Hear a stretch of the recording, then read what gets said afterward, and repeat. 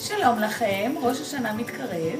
חיפשתי כל מיני מתכונים מעניינים לעשות לראש השנה של לחמניות או חלות, ומצאתי מה זה משהו נחמד באינטרנט. קודם כל לעשות עיגולים כאלה חמודים, ואז לעשות 4 פיתות כאלה ולהכין שושנים.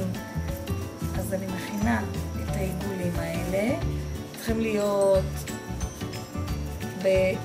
בעובי של 0.5 סנטימטר.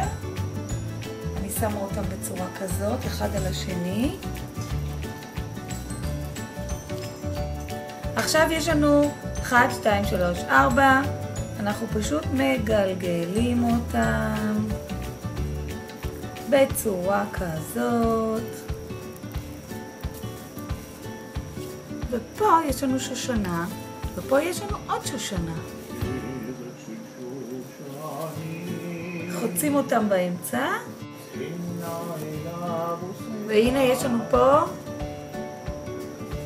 שמים את זה בתבנית, נותנים לטפוח,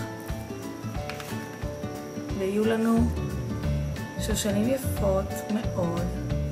אז הנה, אני שמה על הקיריים את הוורדים שלי, הם תופחים, תראו איך הם נראים שם בתנור.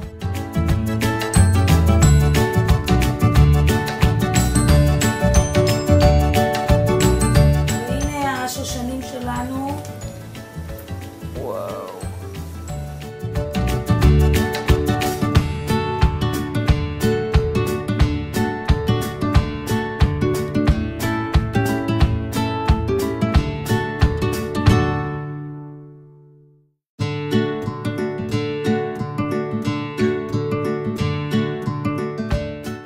טוב, פה יש לנו חלות עגולות שהן עשויות מעיגולים, וכשבוצעים אותם אז לוקחים עיגול וזה ממש כיפי.